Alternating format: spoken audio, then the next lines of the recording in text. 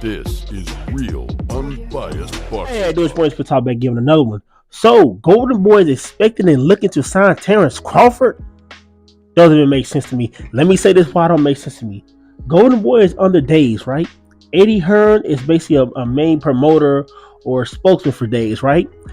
But Eddie Hearn said himself he would never want to sign Terrance Crawford because he's too expensive. He doesn't sell pay-per-views.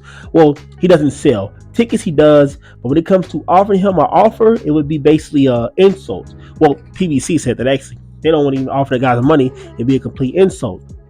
So how can Oscar De La Hoya be interested in signing Terrance Crawford to a 2-fight deal, actually 3-fight deal that leads up to Errol Spence, but Days themselves, the main man, kind of I guess the middleman, I guess, or whatever, doesn't want to sign Terrance Crawford. So then the third party signed on Oscar De La Hoya and Bernard Hopkins, they want to potentially sign Terrance Crawford to a fight deal? Weird. Not just that too. This one throws me off. It's funny how, you know, the boxing community, man, the boxing game is so messed up. For them to even instant Terrance Crawford, they want him to fight a guy like Alex Rocha. Don't get me wrong, Alex Rocha is the top 10. Don't get me wrong. Not saying he's a bum or nothing, but come on, you have Virgil Ortiz right there. The only way this makes sense is because they let him fight Alex Rocha only because once Virgil Ortiz fights Stanionis, even if he can win that fight, my boy Stanionis is coming strong, coming hard. He's been training hard, y'all.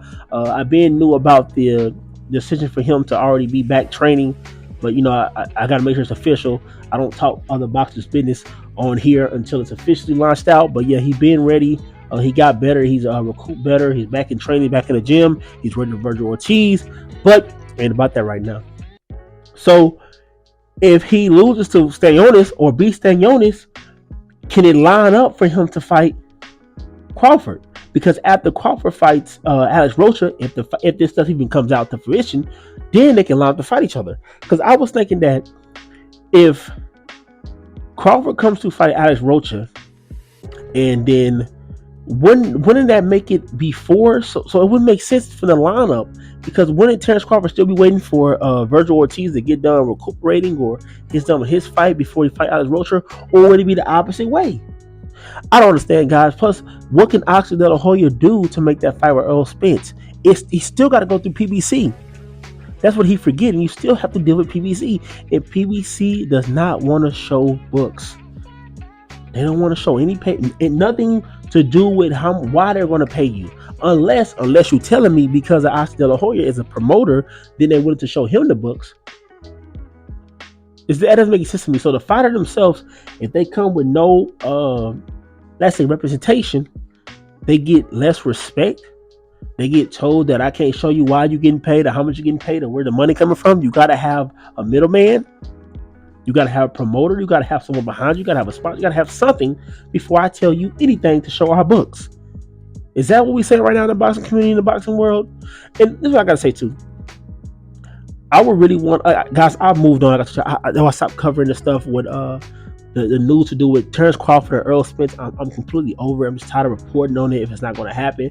I'm just excited and want to see the new guys, the new lions, the new up and comers, the new champions, but like that, if they need to get a belt, to come fight the older guys. Because if they're holding up the division, don't want to fight each other, how about you let, even though Ennis, when I just saw that last fight, man, let Ennis fight Errol Spence and let Terrance Crawford fight your boy Ortiz. Get this over with. Because if one of them guys lose to one of the young guns, guess what we can finally get?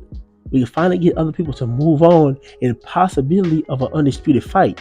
Because I don't see, me personally, I'm not sure if it's true, because you know these guys can easily say what they want to say. Ennis can say what he want to say, Ortiz say he want to say, and then once they win or become a champion, now they ducking corners, they ducking and dodging and making things difficult. But I'm thinking that these young dudes, once they do, if they can beat the older guys and get that belt, I think they will actually want to be undisputed.